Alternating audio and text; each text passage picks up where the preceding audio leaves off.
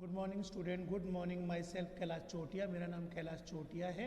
जैसा कि बच्चों आप मेरे से परिचित हैं और जो हमारा रघुनाथ स्कूल जो रतनगढ़ का सबसे बेस्ट स्कूल है, सबसे अच्छा स्कूल है, सबसे फेमस स्कूल है, उसकी ओर से आपको घर बैठे ऑनलाइन क्लासेज उपलब्ध करवाई जा रही है।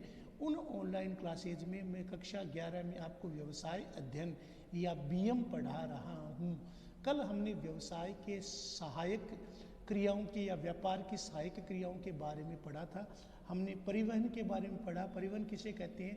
वस्तुओं का, सेवाओं का, सामानों का एक स्थान से दूसरे स्थान की ओर आवागमन या आना जाना परिवहन कहलाता है। राष्ट्रीय राजमार्गों एनएच के माध्यम से, इसके अलावा गोल्डन कॉरिडोर सुपर हाईवे, स्वर्णिम चतुर्भुज राष्ट्रीय राजमार्गों के माध्यम से वस्तुओं, सेवाओं, उत्पादों का एक स्थान से दूसरे स्थानों पर आवागमन होता है। ये हमने कल पढ़ा था।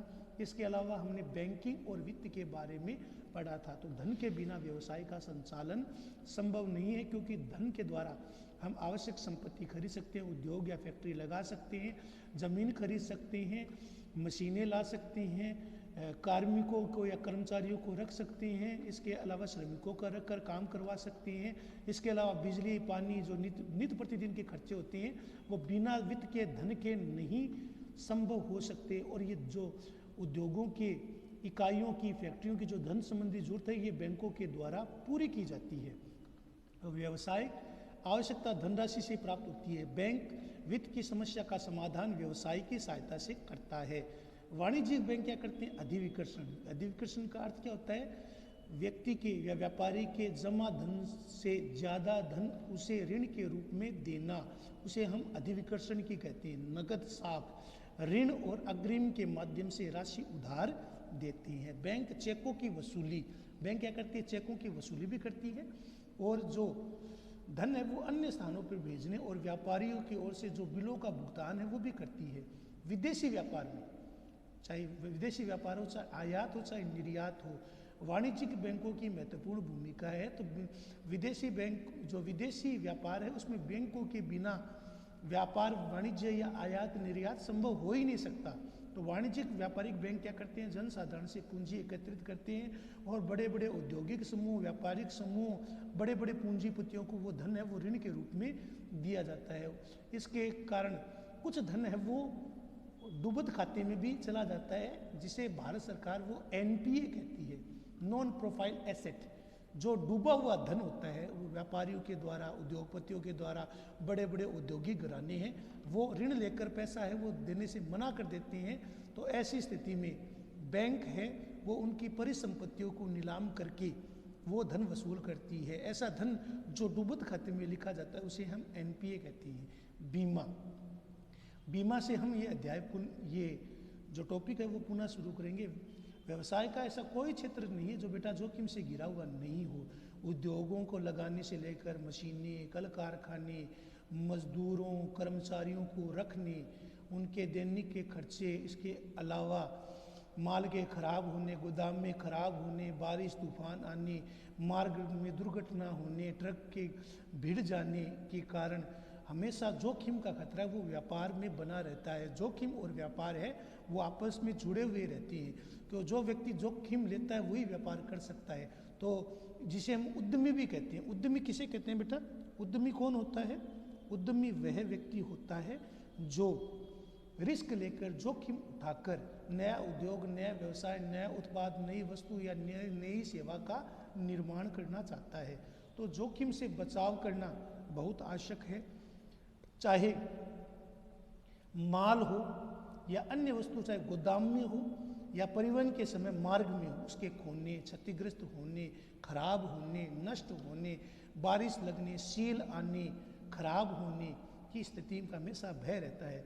कर्मचारी भी, जो श्रमिक और कर्मचारी है, उनके जान माल का भी हमेशा खतरा रहता है, उनके दुर्घटना होने का खतरा रहता है। तो व्यावसायिक जोखिमों से सुरक्षा आवश्यक है। बीमा इन सभी को सुरक्षा प्रदान करता है। बीमा का कार्य है इन सभी को सुरक्षा प्रदान करना है।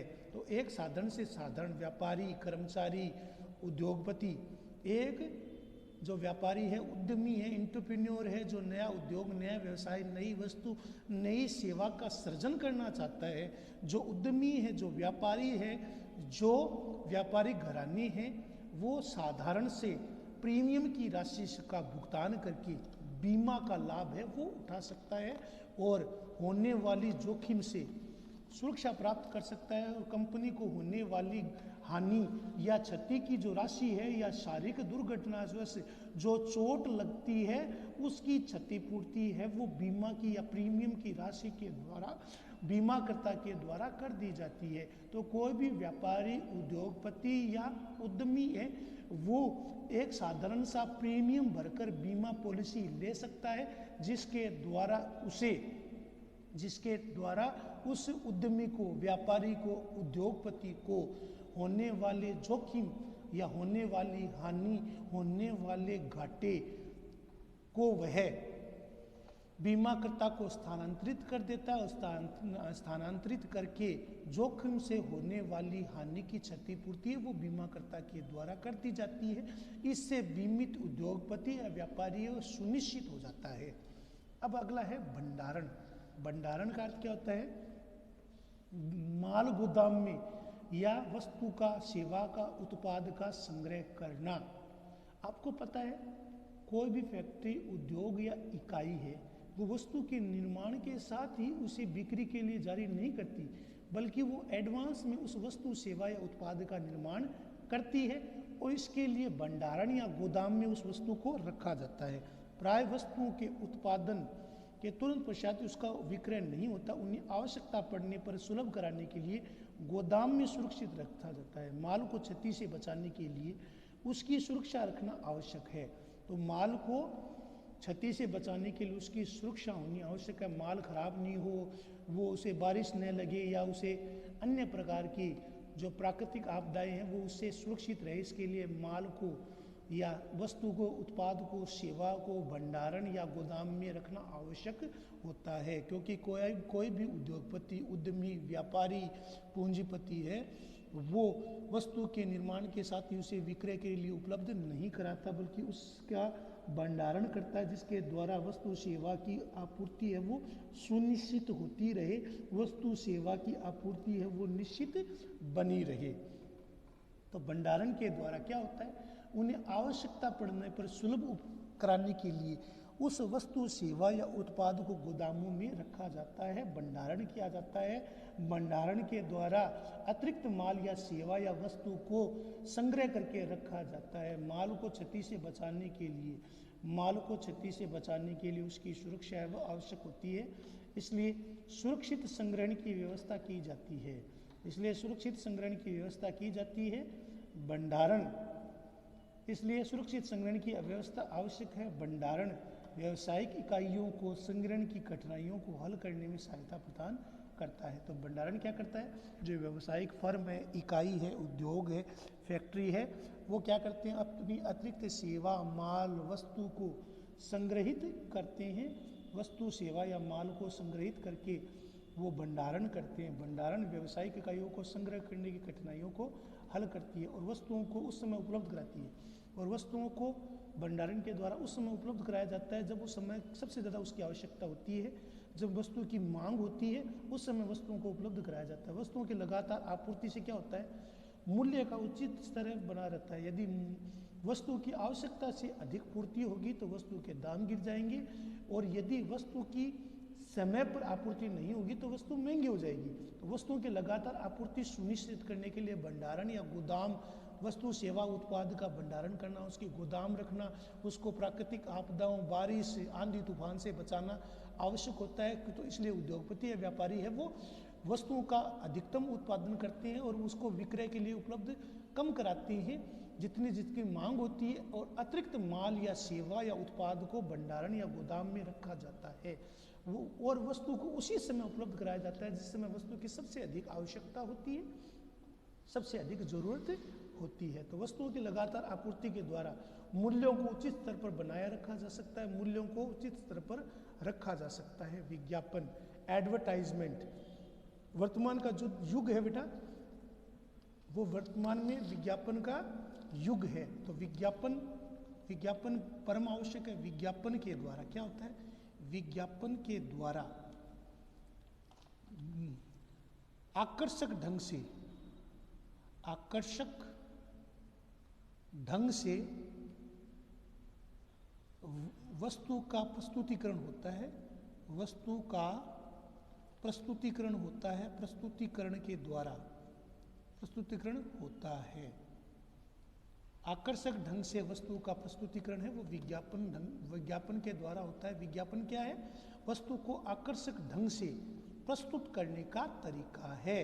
तो विज्ञापन क्या है? आकर्षक ढंग से, आकर्षक तरीके से, आकर्षक ढंग से वस्तु को प्रस्तुत करने का तरीका होता है, जिससे कि वस्तु सेवा उत्पाद की बिक्री को बढ़ाया जा सके, वस्तु सेवा उत्पाद की लोकप्रियता बढ़ सके। इसके लिए वस्तु सेवा उत्पाद बनाने वाली कंपनियां विज्ञापन का सहारा लेती है। विज्ञापन के द्वारा वस्तु को आकर्षक ढंग से बड़ी बड़ी सेलिब्रिटी के द्वारा प्रस्तुत किया जाता है, जिससे आम जनता को उस वस्तु सेवा उत्पाद की खरीद के लिए प्रेरित या प्रोत्साहित किया जाता है। तो विज्ञापन वस्तु के संवर्धन, वस्तुओं की बिक्री का एक महत्वपूर्ण साधन है। विशेष रूप से उपभोक्ता वस्तुएं, जो उपभोक्ता वस्तुएं जैसे कि इलेक्ट्रॉनिक आइटम होते हैं, घर में काम आने वाले जो दैनिक वस्तुएं होती है, स्वचालित वाहन, साबुन, डिटर्जेंट, पाउडर,